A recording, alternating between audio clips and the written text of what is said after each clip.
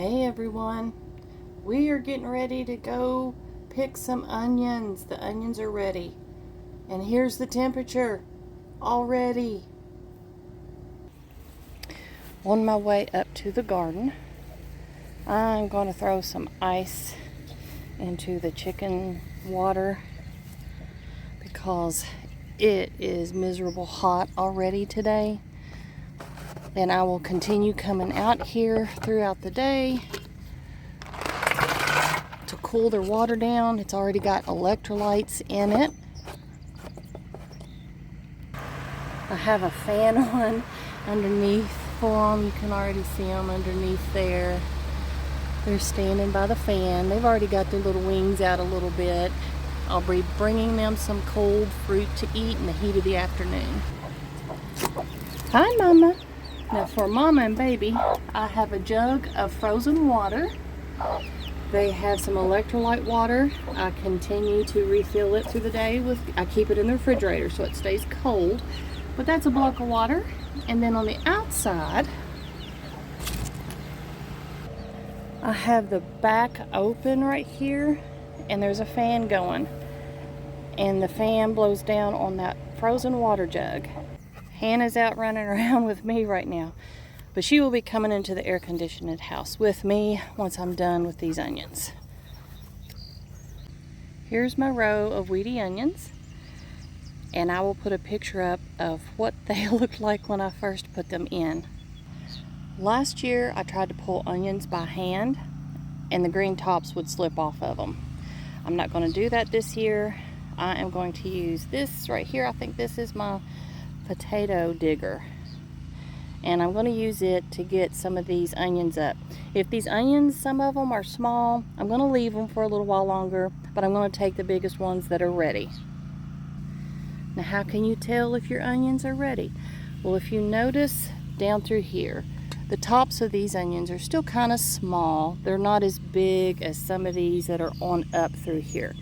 So the bulb isn't going to be real large yet. See, compared to my hand, that one isn't real big yet. I'm gonna let it grow some. This one over here is down in the dirt pretty good, and there's weeds. You can't see it too well, but I'm gonna get that one up.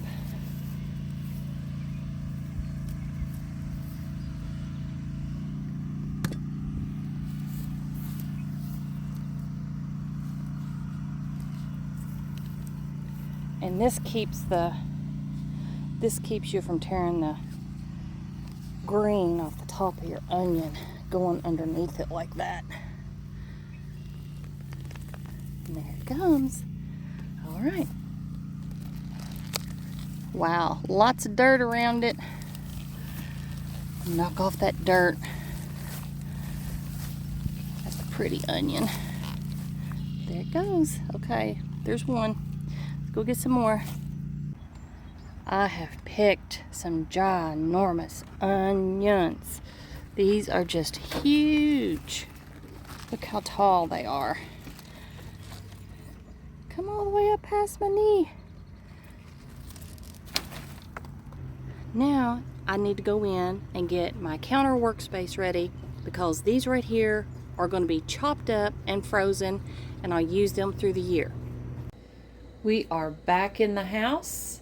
I have harvested quite a few of the larger size onions. These are the ones that I am going to chop up and freeze for the year. I did enough last year that it lasted us all winter, and I actually used my last bag of frozen chopped onions last week. So this was perfect. They came in right in time. All of these are going to sit in the sink, and as I move them over to the cutting board, then I can take the green part that I'm not going to be using and put in a tub to take out to the compost. So what all am I going to need to simply chop up onions and freeze them? There is a certain way that I do it, and I am not a professional at this. This is just something that my family did, and I'm just showing you guys how I freeze my own garden raised onions. So the first thing is a good cutting board. You need a sharp knife and a knife big enough that the blade is going to cut through the entire onion, so it doesn't take you more time having to continuously cut. I do have this, and it looks like the slots are small enough that it'll be close to minced, a little bit bigger, but that's okay. But it is hard on your hands, especially if you're getting a little older and you got some arthritis in your hands. This is what I have had for many years. We mainly use it to cut up potatoes when we want to do some fried potatoes, but you can do vegetables with it as well. I'm going to have a bowl ready, so once they're chopped, I can put them in the bowl. I'm going to be wearing some rubber gloves. We'll see how well that keeps the onion off my hand. I'm also using a cookie sheet with a piece of parchment paper. So once I have my onion chopped up in the bowl, I'm going to bring the bowl over here and I'm going to spread out a thin layer of onions, put that in my freezer, and yeah, it will make your freezer smell like onion for a little bit. This might be a question that some people have about which bags to use when you're wanting to freeze your garden veggies. I have 3 types here. I have your sandwich bag, I also have a storage, and then I have the freezer. As you can tell, this one has the green top. The storage has a pinkish, and then the freezer has a blue. Now you can tell the difference in the thickness of the bags at the corner. This is the sandwich bag, and it is a 6.5 by 5 7/8 inch as far as the size, and your thickness is going to be right here. It does say BPA free. On your storage quart, it is going to be thicker. You've got your 17.7 by 18.8, and your size is of course a little bit bigger than your sandwich. But is there a difference between your storage quart and the freezer quart? Well, the way it looks to me on the box is it's the exact same size between your storage and your freezer. So I guess just pay attention to if there's a difference in cost, especially if they're the exact same thing. That's what it looks like to me. This one is also saying BPA free, and the storage quart also says BPA free. So I think I used some of the storage last year for freezing, but I did try to make sure that I had some of the freezer quarts as well. If there's no difference in the thickness, then I guess you could use either one. I'm just going to look at the price if I need more of these bags. Okay, I think I got everything set up and I'm ready to go. I'm going to put on these rubber gloves and I'm going to move my onion chopper to the back. I'll be using it after I get all of the tops and root ball cut off the onion. So as my big pile of onion sits on one side of my sink, I'm going to cut the top of this onion to get the greenery off, and this goes in my compost bucket sitting right beside me on the floor. Then I will be cutting the root.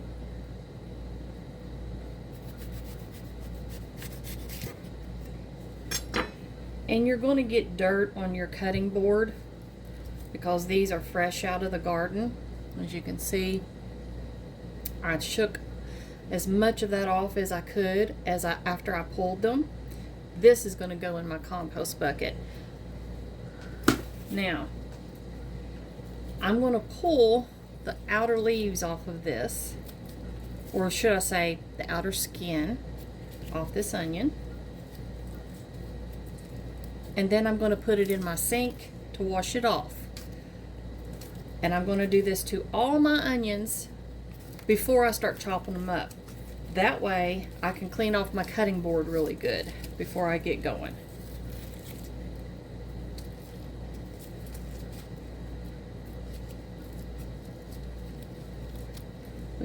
pretty that onion is. I also weighed this one. This one looked like one of the biggest ones, and I'll throw in a picture of it sitting on the sitting on the little digital scale. This is going to go in my sink. Okay. Next one.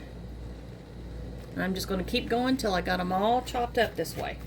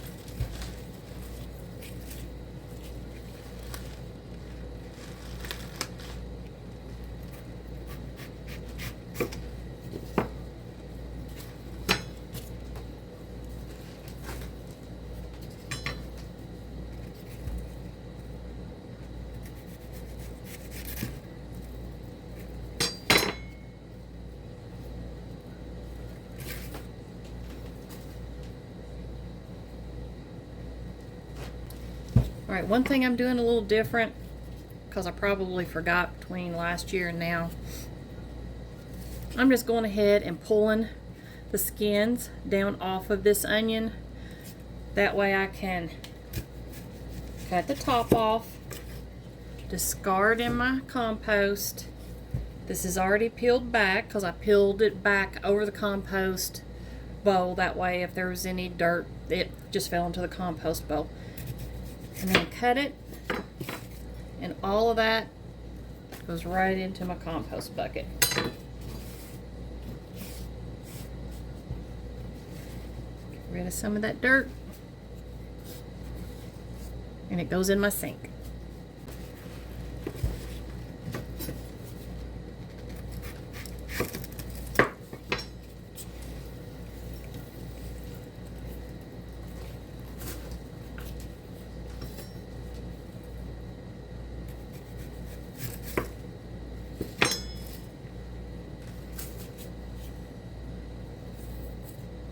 Now when I cut this one, there was a little bit left on this outer layer, so I am going to go ahead and trim that off, or just peel it off until I get to, there we go. That looks good. All right, the onions have been cut up, and I ended up with 14 onions. And if y'all watched the earlier video, when we were planting these onions, we had 71. Here's my compost bucket completely full. Now for some of these skins and stuff, you could hold on to those and freeze them and then end up using them in a stock if you wanted to. I'm going to let these onions sit and drain a little bit. Cutting board is clean and washed, and I'm going to let it dry out. Okay. I'm getting ready to start chopping the onions or mincing them. I liked a minced onion when I add it to my green beans or cornbread when it bakes in the oven. I may do some slices this year and see how they do. I only did minced last year. The black gloves that I used worked great. Hands did not smell like onions afterwards. So I am now going to start chopping up these onions. And I need to make sure that what I put in here will fit right in here, and hopefully it'll go all the way through.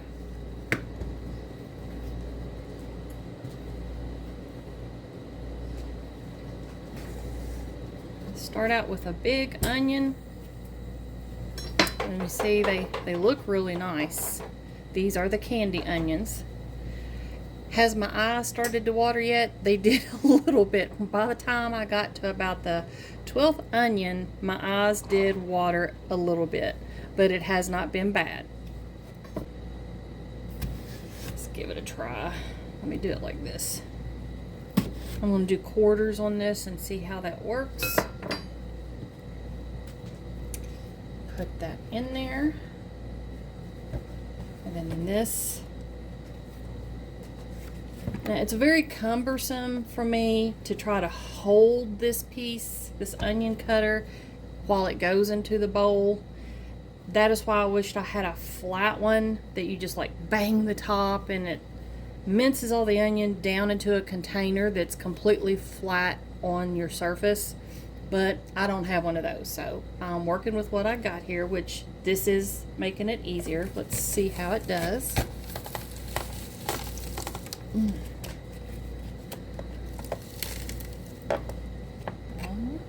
Yeah, it's doing what it normally does. I'll show you guys here in just a second how this one works. So it's come through right here, and you can tell that it minced it pretty good. Now be careful, because if you have one of these or something similar, those blades are very sharp. The problem I always have with this chopper in particular is this. It never goes all the way through. And I know sometimes people will just say, well, go ahead and put your other piece in there. Well, let's see what it does. I am going to try to hold it, see if I can.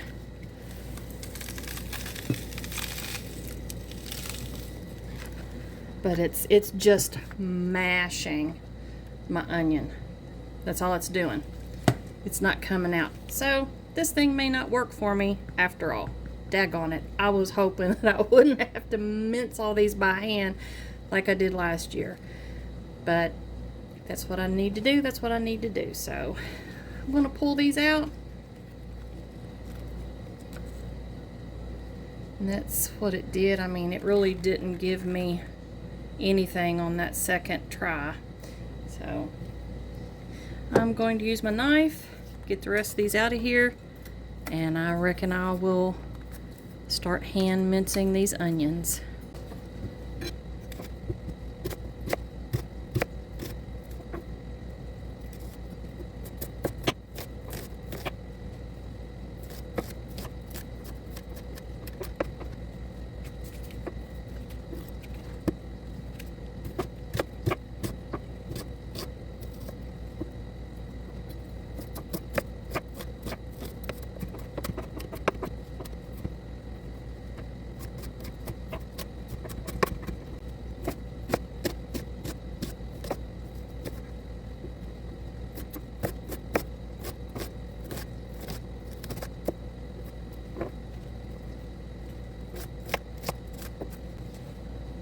As you can see, we've got almost a full bowl. That's a center onion piece. I'm going to get that out. So we have almost a full bowl. And when I put this on my cookie sheet on top of the parchment paper, I don't want to layer it very heavy at all. I'm going to take this over and see how full this makes my parchment paper with one layer.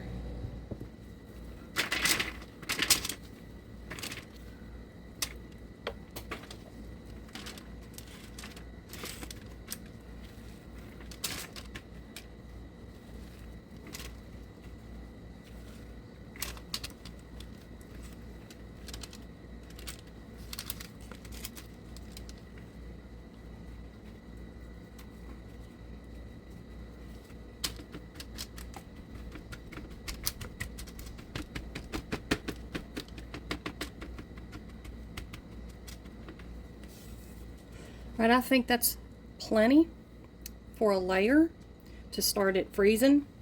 I have some left in my bowl, but like I said, I don't want to do this too thick. I don't want it a stacked big heavy layer. I want it as thin as I can get it. Spread it out.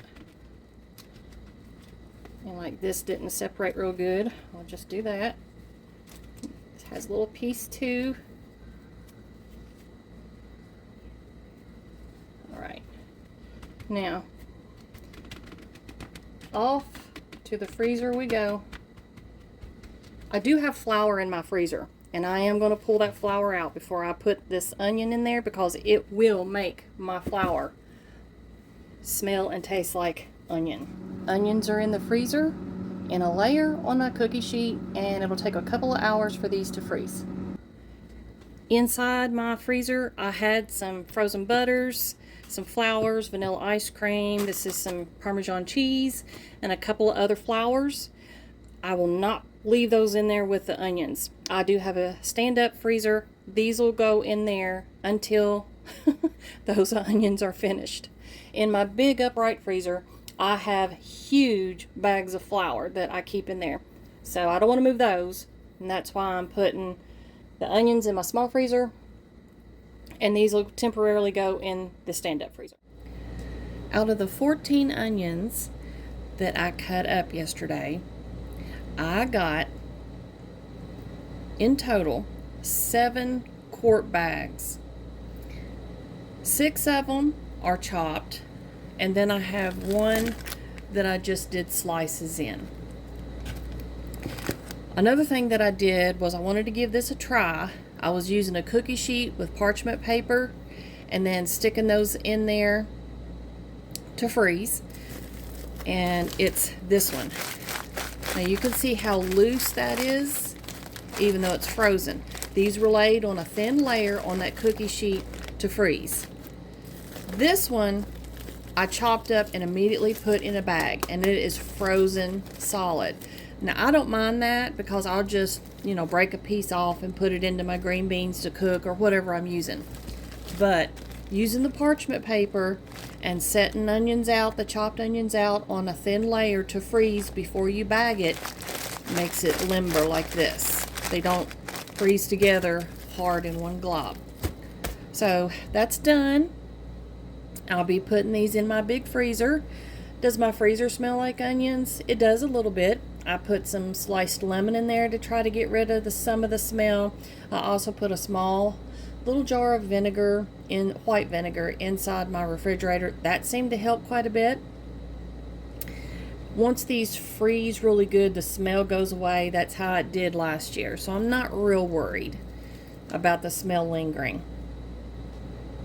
Now, if y'all remember, those that watched, when I planted my candy onions, I had 71 plants. I have about 50 more to go. Those I'm going to dry, and then those will be stored for the year. I'm finished with this now. It's going to go back in the freezer, and I thank you all for joining me here on Jonestead Farm.